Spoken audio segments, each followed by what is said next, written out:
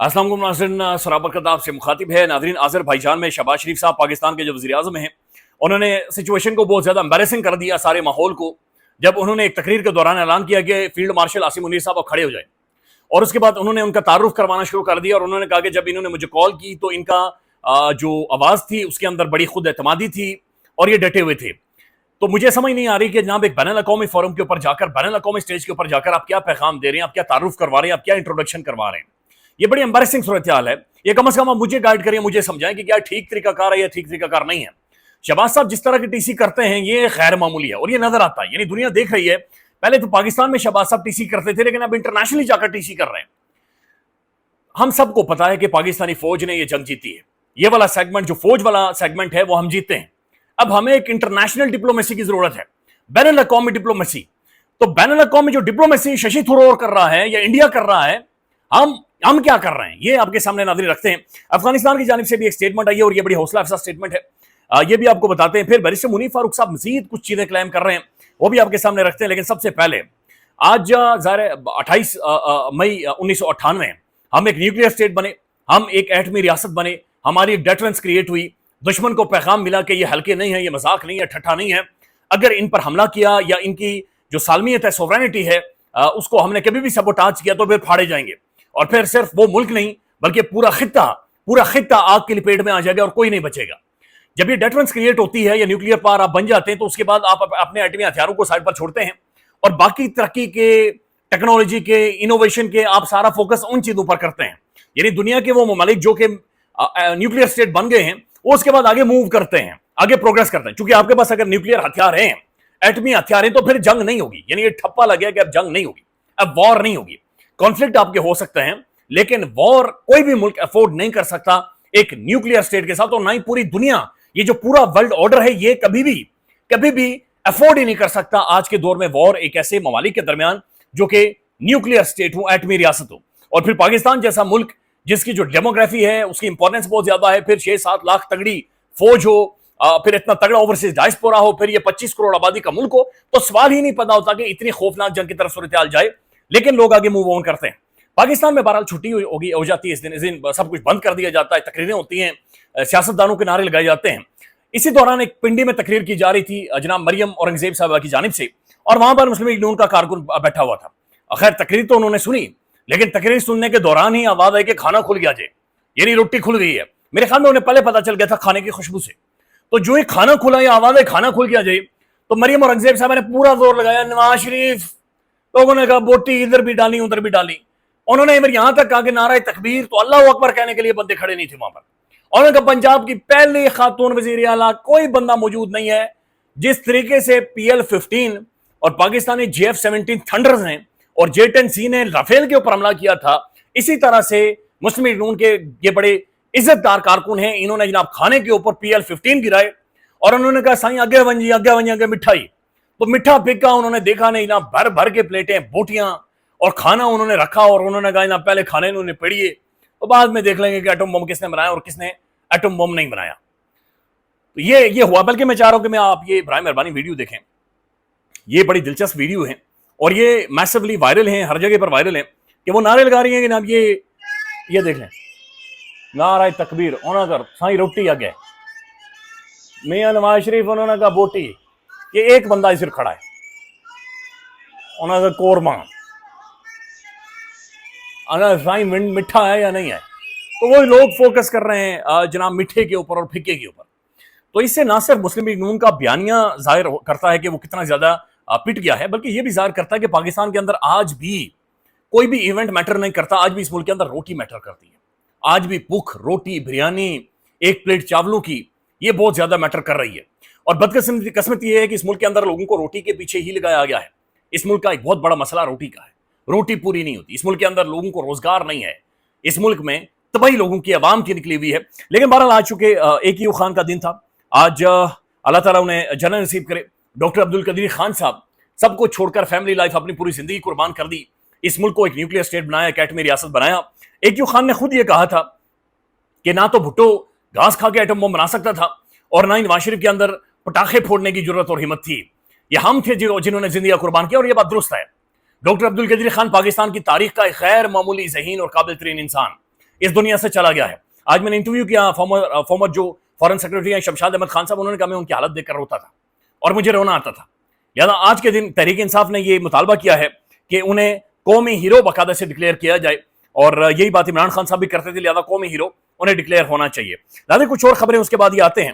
گجرانوالہ میں قومی cricket team Hasan Ali کی والدہ کے ساتھ ڈکیتی کی واردات, مسلح ڈاکو 2,30,000 روپے چھین کر لے کر گئے. تو حسن علی کی جو والدہ ہے وہ لوٹی گئی ہیں. بھائی ادھر پاکستان میں یقین مانے 2 لاکھ روپے لے کر وہ پھر بھی باہر نکلی ہیں, 10,000 لے کر آپ نہیں نکل سکتے. یہ بقرہ عید آئی ہوئی ہے اور بقرہ عید میں کوشش کریں کہ پیسے پاس نہ رکھیں, یعنی آپ کے پاس پیسے نہیں بچیں گے. ایون گھر کے باہر بکرے نہ باندھیں, یہ اٹھا کر بیچ دیے جائیں گے. ملک کے اندر جو حالات غربت ہے وہ حد سے زیادہ تجاوز کر گئی ہے, اور یہ ایک ریئلٹی ہے, اور یہ خوفناک حد تک یہ چیزیں اثر کر رہی ہیں.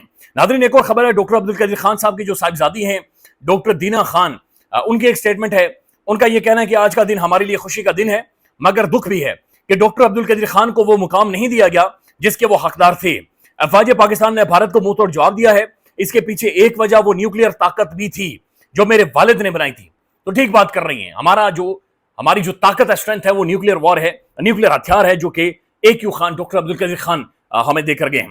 ایک اور سٹیٹمنٹ ناظرین جو حامد میر صاحب نے اپنے پروگرام میں اصل میں ذکر کیا ہے, یہ بڑی اہم ترین ہے. انہوں نے کتاب کا حوالہ دیا ہے, یہ اسلم بیگ کی کتاب ہے, سابق آرمی چیف اسلم بیگ کی کتاب ان کی سمانح حیات ہے. اس کے اندر یہ لکھا گیا ہے کہ پاکستان کو ایٹمی قوت بنانے والی 5 شخصیات کے ساتھ کیا سلوک ہوا. 5 شخصیات جو ایٹمی ہتھیار جنہوں نے بنائے تھے ان کے ساتھ کیا سلوک ہوا. ذوالفقار علی بھٹو کو پھانسی پر لٹکایا گیا. اس کے بعد ضیاء الحق ایک جناب فضائی حملے میں مارے گئے, فضائی حادثے میں مارے گئے, اور پتہ نہیں کس نے کیا ہے. بینظیر بھٹو صاحبہ انہیں قتل کیا گیا. پھر نواز شریف صاحب برطرف ہو گئے اور ڈاکٹر عبدالقدیر خان کو رسوا کیا گیا. تو یہ 5 ریلیونٹ اور پرماننٹ ترین شخصیات جن کا تعلق کسی نہ کسی حوالے سے اس ایٹم بم کے ساتھ ملتا ہے, انہیں عبرتناک سزائیں دی گئی, مارا گیا, اڑایا گیا, نکالا گیا, دھجیاں اڑائی گئی ہیں, اور ذلیل و خوار کیا گیا, رسوا کیا گیا. تو یہ کس نے کیا ہے, یہ ہمیں میرے صاحب نے نہیں بتایا, لیکن یہ کسی نہ کسی نے کیا ہے. اب یہ آذربائیجان میں کیا ہوا ہے ناظرین, یہ بڑی ایک حیران کن بھی ہے, اور یہ سمجھ سے باہر ہے کہ شہباز صاحب اصل میں کہنا کیا چاہ رہے ہیں اور یہ کرنا کیا چاہ رہے ہیں. میں چاہ رہا ہوں کہ یہ آپ پہلے سن لیں کہ شہباز صاحب اصل میں کیا کہہ رہے ہیں اور یہ کیا کرنا چاہ رہے ہیں اور ان کا مطلب کیا ہے. یہ سن لیں آپ. Field Marshal, could you kindly stand up, and I would like to introduce you to the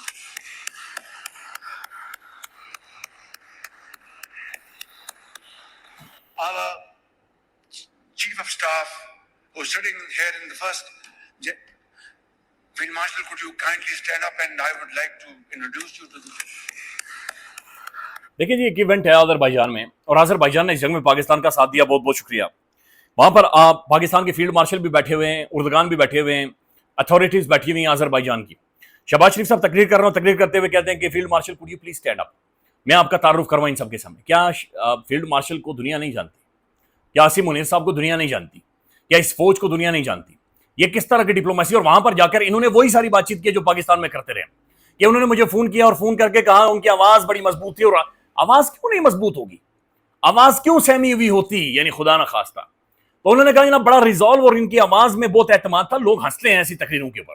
ایسی تقریریں ایک اسٹیٹس مین نہیں کرتا, ایک ملک کا وزیر اعظم نہیں کرتا. دیکھیں یہ کسی کو اچھا لگے یا برا لگے, جب ہم یہ کہتے ہیں کہ انڈیا کے اندر مودی کو شکست ہوئی, ہم یہ نہیں کہتے کہ انڈیا کے آرمی چیف کو شکست ہوئی ہے, ہم کہتے ہیں کہ مودی ہارا ہے, مودی مارا گیا ہے. جنگیں حکومتیں لڑتی ہیں, حکومتیں جنگوں کا اعلان کرتی ہیں, جنگیں ہارے یا جنگیں جیتے حکومت ذمہ دار ہوتی ہے. لہٰذا یہاں پر ایک حکومت ہے, شہباز شریف صاحب کہتے ہیں میں ہوں ہی نہیں, میں تو مر گیا ہوں. اور جو فوج ہوتی ہے اور فوج اور قوم وہ لڑتی ہے, وہ پریکٹیکلی فیلڈ کے اندر آ کر لڑتی ہے. فوج لڑی ہے, فوج نے مارا ہے. لیکن جس طریقے سے شہباز شریف صاحب یہ کر رہے ہیں, یہ پاکستانی فوج کو, شخصیات کو اور زیادہ ولنریبل کر رہے ہیں. یہ پاکستان کا دنیا بھر میں جو ڈیموکریسی انڈیکس کے اندر سوالات ہیں بہت سارے, یہ انہیں مزید زیادہ گرا رہے ہیں. ہمیں ایک بین الاقوامی ڈپلومیسی کی ضرورت ہے. دیکھیں ششی تھرور اور یہ سب گئے ہوئے ہیں, ابھی انہوں نے بحرین سے ایک سٹیٹمنٹ لے لی ہے جہاں پر بی جے پی کی ایک بڑی اہم رکن انہوں نے اناؤنس بھی کیا کہ بحرین ہمارے ساتھ کھڑا ہوگا. اور انہوں نے کہا جناب نہ صرف OIC کے اندر بلکہ فیٹف میں بھی, فائنینشیل ایکشن ٹاسک فورس جنہوں نے پہلے پاکستان کو گرے لسٹ میں ڈالا ہوا تھا, انہوں نے کہا جناب یہ باقاعدہ سے یہ ادھر بھی ہمارے حق میں اسٹیٹمنٹ دیں گے, اور پھر یہ OIC میں بھی. اور انڈیا ایک ایسا ماحول بنا رہا ہے کہ حامد میر صاحب یہ کہتے ہیں کہ وہ اقوام متحدہ کی جنرل اسمبلی کے اندر اس سارے معاملے کو لے کر جانا چاہ رہے ہیں. یعنی سیکیورٹی کونسل میں لے جائے گا تو 5 پرماننٹ ممبرز ہیں, ان میں چائنا ہے وہ ویٹو کر دیتا ہے, کوئی بھی قرارداد منظور نہیں ہو سکتی. لہذا جنرل اسمبلی میں لے جا کر اگر پاکستان کے خلاف دہشت گردی کے حوالے سے وہ کوئی بھی قرارداد لے لیتا ہے, یہ اس ملک کو پیچھے دھکیل دے گی. इकोनॉमिक सिस्टम कोलैप्स हो जाएगा। यानी ऐसे टाइम में हमें भी नीड अ बैन अल-अक़वामी डिप्लोमेसी, इंटरनेशनल डिप्लोमेसी। तो शशि थरूर और घूम रहा है, बीजेपी का पूरा डेलीगेशन दुनिया भर में घूम रहा, बिलावल किधर है? यानी बिलावल भुट्टो नजर ही नहीं आ रहा किधर। और शहबाज शरीफ साहब उन ममालिक के अंदर जा रहे हैं जो हमारे साथ स्टैंड कर चुके हैं, ऑलरेडी खड़े हैं। तुर्की खड़ा है, चीन खड़ा है, अजरबैजान खड़ा है। Thank you so much, thank you prime minister Javed, thank you so much जनाब। हमारी फौज खड़ी है, हमारा chief of the army staff डटा हुआ है, हम पेजीत पटकार मारेंगे, धजियां उड़ा देंगे, हम आपका शुक्रिया अदा कर रहे हैं, थैंक यू। ये फिर वहां पर खड़े होकर टीसी कर रहे हैं। लिटरली एम्बैरेसिंग सूरत हाल है। ये फील्ड मार्शल साहब के लिए भी उनका ओहदा बड़ा है, उनका रुतबा बड़ा, उनका मुकाम बड़ा है, ये उनके लिए भी डिस्टर्बिंग होगा। यानी इतनी बड़ी महफिल है, पूरी दुनिया का मीडिया खड़ा और कहा फील्ड मार्शल साहब आप खड़े हो जाए, मैंने आपकी तारीफ करनी है। ये क्या ड्रामा है? ये नहीं होना चाहिए। देखें ये ठीक नहीं है, ये ऑप्टिक्स ठीक नहीं है। दुनिया इस पर हंसती है, आप जो मर्जी कर दें। ये बहुत गलत शहबाज शरीफ साहब करते हैं। जिधर इससे पहले उर्दगान आया आगे, यानी इधर से आसिम मुनीर साहब और शहबाज शरीफ साहब साथ गए हुए। उर्दगान आया तो आसिम मुनीर साहब ने हाथ आगे किया, उर्दगान से सलाम करने के लिए शहबाज साहब ने पकड़ लिया। पहले उन्होंने पकड़ करना कम से कम 5-7 सेकंड उन्होंने हाथ हिलाकर पता नहीं क्या कहा। भाई आप दोनों इधर से साथ गए हुए, आप साथ गए हुए, आप वन यूनिट है, आप वन यूनिट के तौर पर वहां पर बैनुल अक़वामी फोरम के ऊपर खड़े। बट शहबाज साहब की जो टीसी है, यानी ये कोई कमाल लेवल की टीसी है कि ये थमने का नाम नहीं ले रही। और पता नहीं शहबाज साहब को क्यों लगता है कि वो इतनी टीसी करते और किसी को पता नहीं चलता। हालांकि हर बंदा देखता है और वो महसूस करता है कि इस तरह की टीसी नहीं करनी चाहिए। But again we need an international diplomacy. चूंकि हमारा मसला अब भी इंटरनेशनलाइज हो गया है, लिहाजा इसको दुनिया में ले जाने की जरूरत है और दुनिया में इस पर चीजें पूछने की जरूरत है। नाज़रीन, जो डेवलपमेंट हुई है ये बहुत बड़ी डेवलपमेंट है और ये अहम से डेवलपमेंट है। इसका जिक्र भी होना चाहिए और इसको डिस्कस भी होना चाहिए और मीडिया में ये मैसिवली रिपोर्ट भी हो रही है। ये पाकिस्तान के सरकारी टेलीविजन ने स्टेटमेंट जारी किया और ये अफगानिस्तान की जानिब से आई है। अफगान तालिबान ने फितना अल ख्वारिज या फिर जो हैं फितना अल हिंदुस्तान, मोदी की जो प्रॉक्सी है, डायरेक्ट आरएसएस जिसे ऑपरेट करता, पैसा लेता है, धमड़ी देता है उसे, इनके दहशतगर्दों को ये जाकर हिंदुस्तान के अंदर ठीक करवाते हैं, मरहम पट्टी करके फिर पाकिस्तान में भेज देते हैं। उन्होंने जनाब अफगानिस्तान के जो कमांडर हैं, अफगान तालिबान के कमांडर सईदुल्लाह सईद, उन्होंने जनाब एक पुलिस की पासिंग ऑपरेट है उससे खिताब किया है। कमांडर सईदुल्लाह सईद ने अपने खिताब में जो फितना अल हिंदुस्तान है उसको तंबीह करते हुए कहा है कि अमीर के हुक्म के खिलाफ किसी भी मुल्क, खुसूसन पाकिस्तान में लड़ना जायज नहीं है। उन्होंने कहा कोई भी जो ऑफशूट है किसी भी तंजीम की, अगर वो पाकिस्तान के खिलाफ किसी भी तरह की प्रॉक्सी हरकतों में या टैक्स में इन्वॉल्व है तो ये गलत है। मुख्तलिफ ग्रोह में शामिल होकर बैरून मुल्क जहाद करने वाले हकीकी मुजाहिद नहीं है। एक जगह से दूसरी जगह हमले करने वाले अफराद को मुजाहिद कहना गलत है। जहाद का ऐलान या इजाजत देना सिर्फ रियासती अमीर का इख्तियार है, किसी ग्रोह या फर्द का नहीं है। अगर रियासती क़यादत पाकिस्तान ना जाने का हुक्म दे चुकी है तो इसके बावजूद जाना दीनी नाफरमानी है। अपनी आना या ग्रोह की वाबस्तगी की बुनियाद पर किया गया जहाद शरीयत के खिलाफ है और ये शरीयत के मुताबिक फसाद तस्वुर किया जाएगा। जहाद के नाम पर हमले करने वाले ग्रोह शरीयत और अफगान अमारात दोनों के नाफरमान हैं। यह बयान पाकिस्तान के दाखिली सलामती, बयानिया और आलमी सतह पर सफारती मौक़िफ़ को मजबूत करता है। इसका मतलब यह है कि स्टेटमेंट के बाद जो इंडियन इन्वेस्टमेंट अफगानिस्तान के अंदर की गई है वो भी अब खटाई में पड़ गई है। ख्याल रखिएगा, अपडेट करेंगे। अल्लाह हाफिज़।